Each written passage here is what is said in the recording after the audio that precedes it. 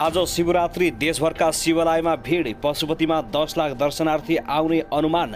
सुर्खेतको वीरेन्द्रनगर क्षेत्रमा आज साँझसम्म कर्फ्यू लाग्यो। सांसद मोहन बानिया नेपालगञ्ज विमानस्थलबाट पक्राउ।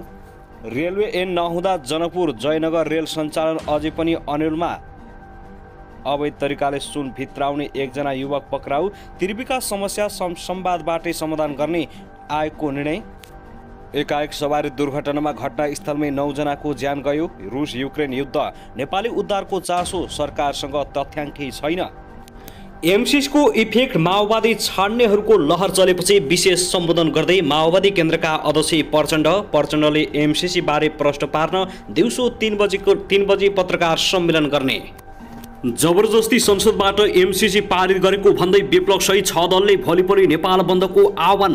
के गर्न पाइन्छ, के गर्न पाइँदैन, सम्पूर्ण जानकारी। नेपाली कांग्रेसको 6 जिल्लाको अधिवेशन जारी। एमसीसी पारित भएपछि आज नेपालभर विरोध प्रदर्शन। सुरक्षा व्यवस्था राजधानीमा कडा। संसद भवन घेराउ। बानेश्वरदेखि संसद भवनसम्म हजारौंको संख्यामा विरोध गर्ने कार्यकर्ताहरू। छुट्टा छुट्टै सवारी दुर्घटनामा 9 जनाको मृत्यु। हत्या गरी फरार 2 जना 16 वर्षपछि पक्राउ। महाशिवरात्रिका लागि यस्तो छ ट्राफिक व्यवस्था। सवारी दुर्घटनामा 5 जनाको मृत्यु, 3 जना घाइते। तातो पानी कुण्डमा आउनेको रोजाइमा म्याग्दी नदीको असला माछा तयार। नायक पल्सा विरुद्ध गैंडाकोटमा पनि बलात्कार सम्बन्धी अर्को उजुरी दर्ता। पल्सालाई थुनामा राखेर अनुसन्धान गर्न अदालतले दियो 7 दिनको म्याद। बाँकेमा चितुवाको छालासहित 3 जना पक्राउ। ढुङ्गा खानीमा पहिरो जाँदा 2 जनाको मृत्यु, कैयौं पुरिए। बालिका हत्या आरोपमा पक्राउ। गिरीलाई प्रहरीले गर्यो सार्वजनिक। घुस लिएको आरोपमा रौतहटमा मेयर पक्राउ। खैरो हिरोइन कारोबारमा संलग्न भारतीय युवक पक्राउ। दाङमा आगोलागीबाट 1 जनाका 2वटा घर जले। एमसीसी पारित भएपछि नेकपा एमालेका भीम रावल र नेपाली कांग्रेसका युवा नेता गगन थापा बीच चर्का-चर्की। झण्डै हात हाल। संसद भवनमा मच्चियो खैलाबैला। भर्खरी राजधानीमा सरकारी गाडी विप्लव समूहले गर्यो तोडफोड। हत्या गरी फरार 2 जना श्रीमान श्रीमती 26 वर्षपछि पक्राउ। र आज शिवरात्रिको दिन पनि विप्लव सहित 6 दलले गर्यो नेपाल बन्दको आह्वान। एमसीसीले लियो उग्र रूप। के एमसीसी अब खारेज होला? अब हेर्नुहोस् पुरा समाचार। के गर्न पाइन्छ, के गर्न पाइन्न।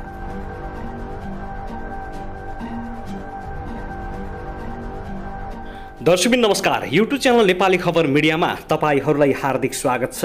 यदि हाम्रो च्यानललाई अहिलेसम्म सब्स्क्राइब गर्नुभएको छैन भने सब्स्क्राइब गरी नजिक रहेको बेल आइकनलाई दबाई हामीसँग जोडिनुहोला।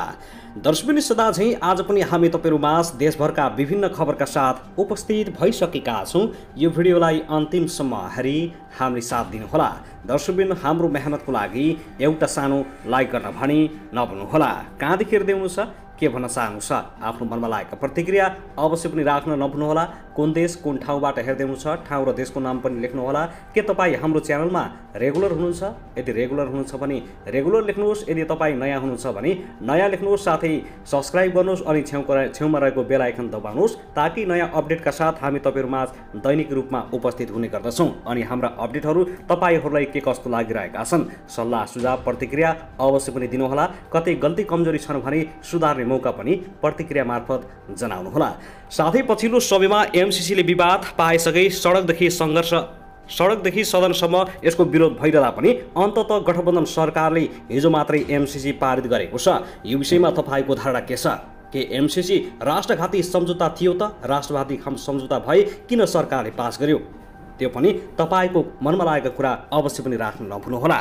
दर्शकबिन आउनुहोस् अब पहिलो खबरतर्फ लागौं। जयनगर जनकपुर रेल कुर्थासम्म सञ्चालन गर्न औपचारिक उद्घाटनको मिति तय गर्न कानुनी अडचन उत्पन्न भएको छ।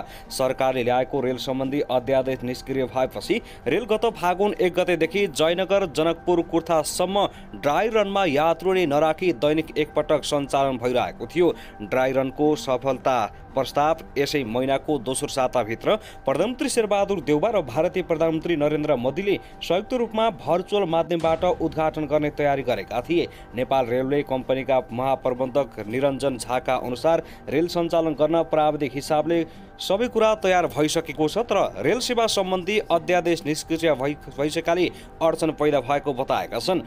कानुन अभावमा नेपाल रेल सञ्चालन गरिए कुनै कुनै घटना दुर्घटना भए समस्या आउन सक्ने महाप्रबन्धक झाले बताएका छन्। सङ्घीय सदनको बैठकमा 60 दिनभित्र रेल सेवा सम्बन्धी अध्यादेश सदनमा पेश गरिसक्नुपर्ने कानुनी प्रावधान रहेको बताइएको छ। उनले भने यस अवधिमा रेल अध्यादेश 2078 पेश नभएकाले अब नयाँ सालभन्दा पहिले रेल सञ्चालन नहुने अवस्था देखिएको छ। दर्शकबिन त्यसैगरी आउनुहोस् अब अर्को खबरतर्फ लागौँ। हत्या अपयोगमा अदालतबाट कैद सजाय पाएका दुईजना घटना भएको 16 वर्षपछि पक्राउ परेका छन्।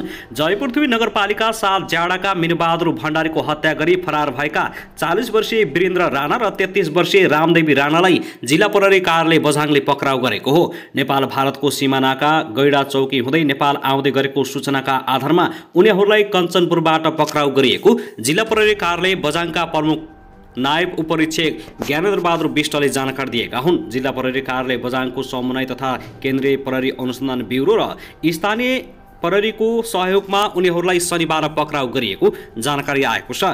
पुनर्वेदन अदालत डोटीले 2066 असार 8 गते रामदेवी राणालाई 3 वर्ष र सर्वोच्च अदालतको 2069 वैशाख 22 गते वीरेन्द्र राणालाई 20 वर्ष कैद सजाय सुनाएको थियो। फैसलापछि उनीहरू दुवैजना एकाएक फरार भएका थिए। वीरेन्द्र राणा, प्रकाश राणा, मङ्गल राणा, रामदेवी राणा र हिरादेवी राणाले घरेलु हतियार, बन्चरो र हँसिया प्रयोग गरी भण्डारीको हत्या गरेका हुन्। हत्यामा संलग्न प्रकाश यसअघि नै धनगढीबाट पक्राउ परेका छन्। शनिबार पक्राउ परेका दुईजनालाई अदालतको अनुमतिले कारागार पठाइएको छ। वीरेन्द्रलाई बझाङ कारागारमा राखिएको छ भने त्यहाँ महिला बन्दी राख्ने व्यवस्था नभएका कारण रामदीलाई डडेलधुरा कारागारमा पठाइएको डीएसपीले बताएका हुन्। दर्शकबिन त्यसैगरी आउनुहोस् अब अर्को खबरतर्फ लागौँ। रौतहटमा एक मेयरलाई अख्तियार दुरुपयोग अनुसन्धान आयोगले पक्राउ गरेको छ। देवाही गोनाही नगरपालिका मेयर धर्मेन्द्र पटेललाई अख्तियारको टोलीले 2,50,000 रुपियाँको चेक सहित पक्राउ गरेको हो। सोही नगरपालिका 1 का अध्यक्ष शेख नुरहल्लासँग घुस लिएको आरोपमा अख्तियार टोलीले उनलाई पक्राउ गरेको प्रमुख जिल्ला अधिकारी कृष्णबहादुर शर्माले जानकारी दिएका छन्। मेयर पटेल, उनका स्वकीय सचिव लगायत 4 जना पक्राउ परे पनि उनीहरूको बारेमा साइले थप जानकारी दिन मानेका छैनन्। दर्शकबिन त्यसैगरी नायक पल्सा विरुद्ध बलात्कार सम्बन्धी अर्को उजुरी पनि परेको छ। नवलपरासी बर्दघाट सुस्ता पूर्वको इलाका प्रहरी कार्यालय गैडाकोटमा नायक पल्सा विरुद्ध बलात्कार सम्बन्धी उजुरी जारी गरिएको हो। गैडाकोट पास स्थित गैडाकोट रिसोर्टमा विक्रमसम्म 2077 चैत्र 7 गते गीत सुटिङका क्रममा कलाकार पल्साबाट बलात्कृत भएको भन्दै एक 17 वर्षीय गायिकाले उजुरी दिएको जिल्ला प्रहरी कार्यालयका प्रवक्ता प्रहरी नायब उपरीक्षक दिलीप कुमार गिरीले जानकारी दिएका छन्। पीडित किशोरीले आफन्त सहित गएर इलाका प्रहरी कार्यालयमा उजुरी दिएको गिरीले बताएका छन्। पीडित किशोरीको उजुरीपछि प्रहरीले घटनास्थलको अनुसन्धानको काम सकेर आजै उनको स्वास्थ्य परीक्षण गर्ने तयारी गरेको गिरीको भनाइ छ। किशोरीको जारीपछि हामीले घटनास्थलको काम सकाएर आजै उहाँको मेडिकलको काम गर्ने तयारी गरिरहेका छौँ। गिरीले भने भरतपुरमा लगेर उजुरीकर्ताको मेडिकल गर्छौँ, त्यसपछि मात्रै उजुरी दर्ता गर्ने वा नगर्ने भन्ने यकिन हुन्छ। गैडाकोटबाट उजुरी दिएकी गायिकाले गत फागुन 11 गते जिल्ला प्रहरी कार्यालय तनहुँमा पनि उजुरी दिएकी थिइन्। गायिकाको उजुरीपछि प्रहरीको फरार सूचीमा रहेका नायक पल्साह हिजो जिल्ला प्रहरी कार्यालयमा उपस्थित भएका थिए। त्यसैगरी आउनुहोस् अब अर्को खबरतर्फ लागौँ। युक्रेनी राष्ट्रपति भोलोदिमिर जेलेन्स्कीले देश छाड्न अस्वीकार गर्दै आफ्ना देशवासीलाई दृढ रहन आग्रह गरेका छन्। जेलेन्स्कीले यस्तो महत्त्वपूर्ण लडाईँका बेला आफूहरूले देश नछाड्ने स्पष्ट पारेका हुन्। जेलेन्स्कीलाई अमेरिकी सरकारले राजधानी कीव छोडी सुरक्षित स्थानतर्फ पलायन हुन आग्रह गरेको थियो। जेलेन्स्कीले यो भने ठाडै अस्वीकार गरेका छन्। युक्रेनी राष्ट्रपतिले भने यहाँ युद्ध भइरहेको छ, मलाई गोला बारुद चाहियो, यात्रा होइन। उनले रुससँगको युद्धमा पश्चिमा शक्तिले सहयोग नगरेको आरोप लगाउँदै आइरहेका छन्। बेलायत, अमेरिका जस्ता पश्चिमा मुलुकका साथै नेटो जस्ता सैन्य सङ्गठनले धोका दिएको उनको बुझाइ छ। रुसी सेनाले शनिबार बिहान युक्रेनको राजधानी कीवमा आक्रमण गरेर शहरमा विस्फोटको आवाज सुनिएको थियो। यो भिडन्तमा अहिलेसम्म सयौंको ज्यान गएको बताइएको छ। रुसी सेनाले गरेको आक्रमणबाट कीवमा अपार्टमेन्ट, भवन, पुल र विद्यालयमा व्यापक क्षति भएको छ। रुसले युक्रेनको वर्तमान सरकारलाई हटाउने प्रयास गर्न सक्ने देखिएको छ। अमेरिकी अधिकारीहरूका अनुसार रुसी राष्ट्रपति भ्लादिमिर पुटिनको उद्देश्य युक्रेनको वर्तमान सरकारलाई अपदस्थ गर्ने सोचेका छन्। विश्वको नक्सा परिवर्तन गर्ने र रुसको शीत युद्धको प्रभावलाई पुनर्स्थापना गर्ने पुटिनको यो सबैभन्दा ठूलो कदम हो। यद्यपि यो युद्धमा युक्रेनको कति भूभाग अझै पनि आफ्नो कब्जामा छ र कति रुसको नियन्त्रणमा छ भन्ने स्पष्ट भइसकेको छैन। युक्रेनका राष्ट्रपति जेलेन्स्कीले युद्ध विरामको लागि आह्वान गरेर धेरै शहरहरू आक्रमणको चपेटामा परेको बताइएको छ। युक्रेनी राष्ट्रपति जेलेन्स्कीले भने, आज राति हामी दृढ भएर लड्नुपर्छ। युक्रेनको भविष्य आज निर्धारण हुनेछ। हामी हाम्रो देशभन्दा बाहिर छोडेर जाँदैनौँ, मरे पनि आफ्नै माटोमा मर्छौँ। दर्शकबिन, त्यसैगरी आउनुहोस् अब अर्को खबरतर्फ लागौँ। जबरजस्ती करडीको अभियोग लागेका नायक पल शाह अन्ततः पक्राउ परेका छन्। आज आइतबार जिल्ला प्रहरी कार्यालय तनहुँमा उपस्थित भएपछि प्रहरीले शाहलाई पक्राउ गरेको हो। प्रहरी नायब उपरीक्षक युवराज खड्काले शाहलाई पक्राउ गरिएको जानकारी दिएका छन्। 17 वर्षीय गायिकालाई जबरजस्ती गरेको जाहेरी परेपछि शाह प्रहरीको फरार सूचीमा रहेका थिए। पीडितका परिवारले फागुन 11 गते जिल्ला प्रहरी कार्यालयमा जाहेरी दिएका थिए। शाहले आइतबार नै प्रहरी सामु आत्मसमर्पण गर्ने जानकारी दिएका थिए। पीडितका परिवारले नायक शाहले 2078 वैशाख 14 गते ललाई फकाई जबरजस्ती करडी गरेको जाहेरीमा उल्लेख गरिएको छ। त्यस्तै 2077 पुस 10 गते पोखरामा र चैत 7 गते चितवनमा पीडितलाई जबरजस्ती करडी गरेको जाहेरीमा भनिएको छ। जाहेरीमा शाह विरुद्ध मुलुकी अपराध संहिता 2074 को दफा 219(1) विपरीतको कसुर अपराधमा कडाभन्दा कडा कारबाही गरी कानुन बमोजिम गरी संहिताको दफा 228 बमोजिम पीडितलाई उचित क्षतिपूर्ति दिलाउन माग समेत गरिएको छ। यानि कि आर्थिक लाभ लिन पनि समीक्षा अधिकारीले चाहेका छिन्।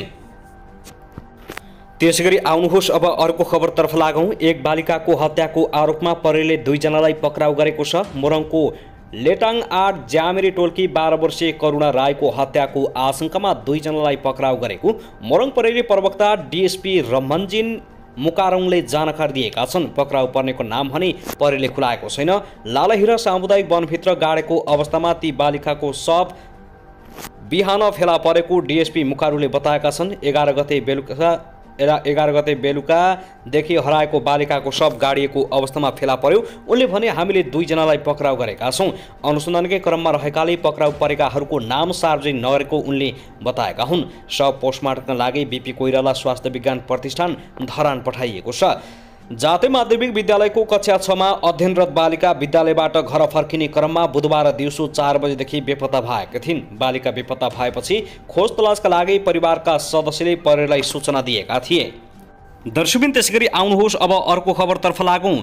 नेकपा एमालेका नेता भीम रावले अमेरिकी सहयोग परियोजना मिलेनियम च्यालेन्ज कर्पोरेसन एमसीसी संसदमा पेश गर्नु राष्ट्रप्रतिको अपमान र जनताप्रतिको धोका भएको बताएका छन्। आज आइतबार प्रतिनिधि सभाको बैठकमा अमेरिकी सहयोग परियोजना एमसीसी माथिको छलफलमा भाग लिँदै उनले राष्ट्रिय स्वाधीनतासँग जोडिएको विषय होहल्लाका बीच संसदमा पेश गर्नु देशप्रतिको गद्दारी भएको बताएका छन्। यत्रो राष्ट्रिय स्वाधीनतासँग सम्बन्धित विषय जस्तो होहल्लाका बीच पेश गर्नु देशप्रतिको गद्दारी हो, जनताप्रतिको धोका हो र नेपाल राष्ट्रको अपमान हो।